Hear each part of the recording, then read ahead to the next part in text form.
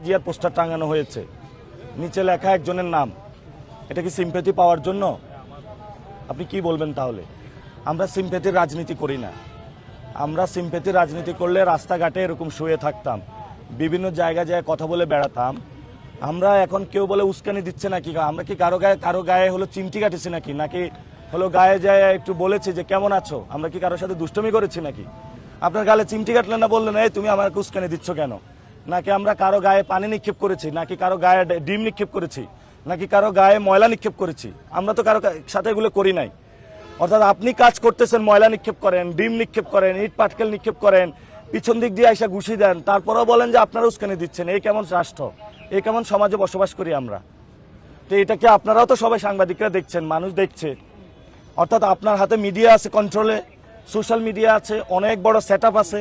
আপনি যদি বয়ান উৎপাদন করতে পারেন, এখন আমি কার পায়ে দিয়ে পা বাঁধালাম যে আমি কি মির্জা সাহেবের পায়ে যে পাড়া দিয়েছি যে ভাই আমার সাথে ঝগড়া করেন?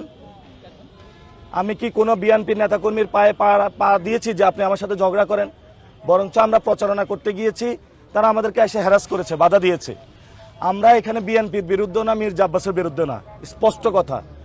আমরা এখানে যুবদল ছাত্রদল কারো বিরুদ্ধে না, আমরা সিস্টেমের বিরুদ্ধে। এখন এই এলাকা যদি চাঁদাবাজি চলে, এটার যদি পাহারাদার ছাত্রদল হয়, তাদের বিরুদ্ধে আমাদের ফাইট হবে। আমাদের স্পষ্ট কথা, আমরা সিস্টেম পরিবর্তন করতে চাই।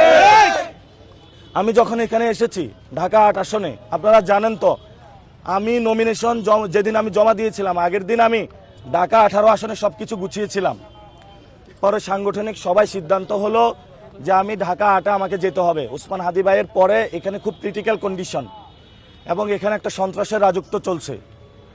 আমি এসেছি জীবনের রিস্ক নিয়ে, এসে কাজ শুরু করলাম। প্রতি পরতে সন্ত্রাস, চাঁদাবাজি, দুর্নীতি।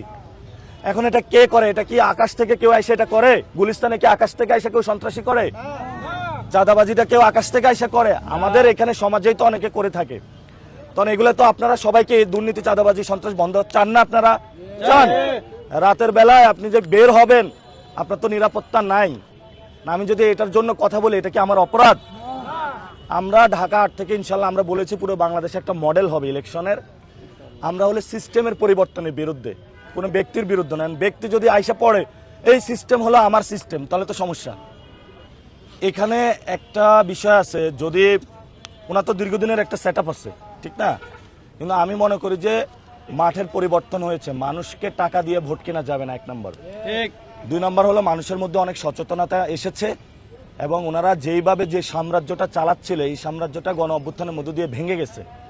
এখন এটা যদি ওনারা উপলব্ধি করতে পারবে, যত উপলব্ধি করতে পারবে তত কল্যাণ। এবং এখন বলা শুরু হয়েছে যে আমরাও সন্ত্রাস, চাঁদাবাজির বিরুদ্ধে দাঁড়াতে চাই, বলেছে না? এখন আমরা যদি অ্যাকশন শুরু হয়, সমস্যাটা নাই। আমার কথা হলো এই ঢাকা 8 আসনে মির্জা আব্বাসে এমপি হোক, আমার কোনো সমস্যা নাই। কিন্তু উনি কি বন্ধ করতে পারবে চাঁদাবাজি? উনি সন্ত্রাসী কার্যক্রম বন্ধ করতে পারবে না? উনি কি দুর্নীতি বন্ধ করতে পারবে? আমি আপনাদের সামনে আজকে মিডিয়ার সামনে বলে গেলাম, বাংলাদেশে যদি ক্রিমিনাল র্যাঙ্কিং করা হয়, বাংলাদেশের সবচেয়ে বড় অন্যতম গডফাদার এবং ক্রিমিনাল নাম্বার 1 হলো মির্জা আব্বাস। আজকে আমি বেঁচে আছি বলে গেলাম, মরার পরে আপনারা প্রমাণ পাবেন বাংলাদেশের 1 নম্বর ক্রিমিনাল মির্জা আব্বাস। সে যেইভাবে গতকাল আমাদের উপরে অ্যাটাক করেছে, 1 নম্বর ক্রিমিনাল হলো মির্জা আব্বাস।